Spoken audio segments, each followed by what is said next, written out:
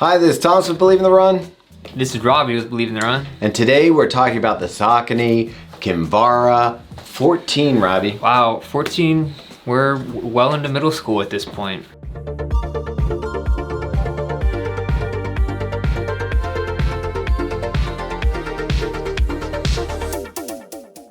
Do you know how many of these shoes I have worn? I know how many you've worn. All of them. Yeah. Yeah, Every single 1 one. through 14. Originally, I loved it. It did what it was supposed to do. It was a minimal shoe. It was a lightweight back before there was vapor flies and all that stuff. This was one of the most cushioned, lightweight racing shoes you could get that also worked well enough for a daily trainer. The only problem was the durability was garbage, but it only cost like $100. Did you run a marathon in this shoe? I did. I ran my PR in this shoe. Okay, really? Yeah. That's pretty impressive. It might be that shoe over there. I'm not sure. Okay. Yeah, so Kinvara 2, I think, was my marathon PR. That goes back to let you know how long ago that was. And I feel like the last 3 years have been like, And then we got this Kinvara 14 recently. It seems like there's been a lot of changes in this shoe. It's definitely reignited my love for this shoe. What they've done is they haven't really changed what you loved about all the Kinvaras. The lightweight, snappy feel. Like, to me, if you were on a budget and you wanted a race day shoe, this could do it. This is, I think it's 120 now.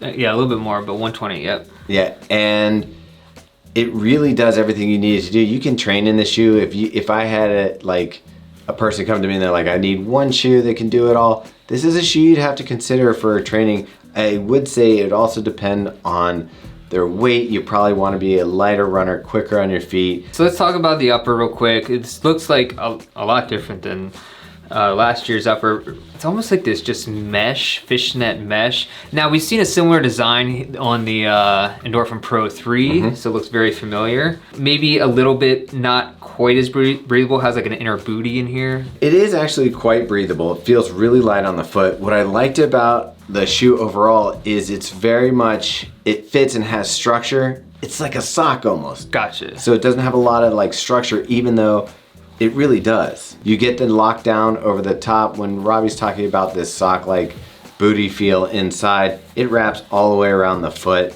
It makes the tongue gusseted on both sides, so it's also attached. And the heel, while it's rigid enough to keep your heel locked in really nice, it isn't like a hard piece of plastic or anything back there. I haven't run in this shoe. I did get it, but we've just been like inundated with shoes. Yeah. So I'm like, we're picking and choosing. I'm interested in the tongue formation here, where it's like part of the booty wrap that also connects to the upper and the at the front of the shoe. How was that? Was there any bunching in here? Because I noticed it looks a little bunchy when you. I mean, you can see when I lace it up, I have a narrow foot, and that is actually maybe a positive for some people. I think there is extra room in here. So I do think this shoe can accommodate more foot shapes. The upper didn't bother me at all. It's totally breathable. I felt very airy, especially in this cold temps. You could feel it on that. But like getting down to the area where you would think that this shoe would kind of like fall apart because it's just using EVA and this PWRRUN, that's the midsole. When you slide your foot in, you immediately kind of feel like the shape. They actually took some time to kind of give it a rocker feel, and it has a nice like molded to your foot shape. By the way, they raised the midsole by 3 millimeters, so it's now 31 millimeters in the heel, 27 in the forefoot. Still low drop, 4 millimeters. But they also raised the sidewalls here a bit on the sides. Maybe that's to help lock the foot in a little bit more as well. Yeah, I mean, when you get going in the shoe, it's one of those shoes that disappears on your feet. You're just like, okay, let's go. Now, it is a little bit of a harsher ride than we've been used to with some of these super foams coming out that are really cushy and pillowy. This one feels a little more snappy. And because it doesn't have a plate though, it's got a really nice kind of firm ride with a snap to it just because it has a nice flex off the toe.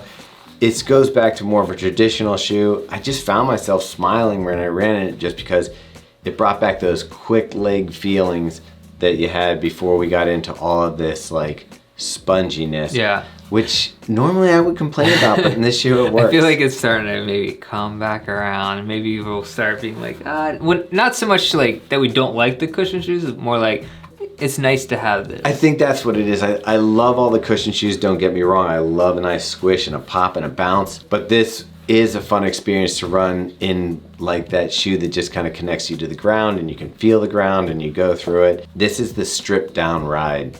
So if you really like the Ride 15 and now the 16, which hasn't changed that much, you put this shoe on, it feels totally related to that. Like this feels like you took that shoe and said, let's scrape everything off and get it down to race day feel. And I do feel like this could be that shoe that if you trained in the Ride, I see a lot of people running half marathons and marathons in the Ride. If that's what you want and you're trying to like stay at a lower tier than some of the super shoes, I would run in that shoe to daily train and then put this guy on for race day. It's kind of like a budget race day shoe almost. By the way, I don't know if he said the actual weight on this, but it's 7.2 ounces, 205 grams. And that's for a size 10.5. That's light. I mean, you're not gonna get much later than that in a daily trainer type shoe. No, and I do think they've done a lot of improvement with the foam on the bottom. You are gonna get more miles out of this PWRRUN that you have here. And we didn't even talk about the step-in comfort that you get from the insole, which is the PWRRUN Plus. So that's that TPU bead kind of like blasted sponginess. So maybe that's another area that I'm giving this shoe a little credit, because the comfort, it's got that comfort, step in, it still feels good underfoot and can roll.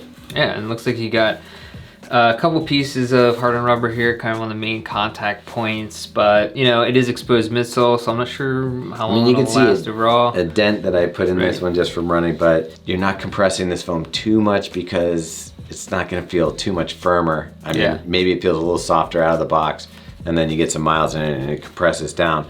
But this shoe has a nice snappy feel and it just rolls through the stride with this. It's got a nice feel in this rocker. Cool. All right, what are you gonna give this? I give it a green. Right, Kinvara's back on track. Wow. I think this has a place in people's shoe rotation. I would say that if you want a shoe that you can take to the track and snappy, you just want something for a little faster on your speed day and you don't want to break the bank with a super shoe, you want to spend 120 bucks. I'm gonna put this in the same category as Streakfly, Takumi Sen. It's a poor man's Takumi Sen. Yeah. Or woman. I mean, how much is a Takumi Sen? 180. Yeah. Okay. Yeah.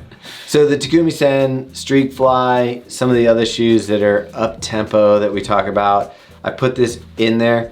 I do think if you did like, I didn't like all the other Kinvaras, and the last one I was kind of like shaky on.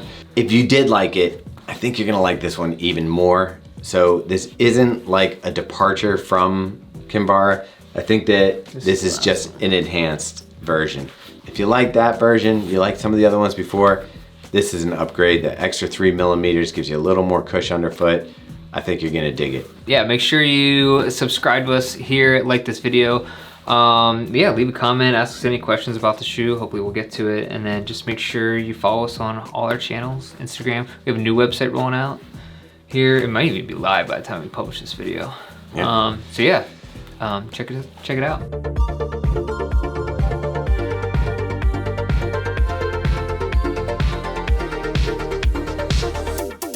Are we past the awkward phase, or are we still in the awkward phase? I don't know, there's not a lot of pimples on this shoe. No, but I might have gotten one the other day. I don't know. I don't think I've ever left the awkward phase. I think it's still there. Yeah, I'm feeling kind of awkward. Okay.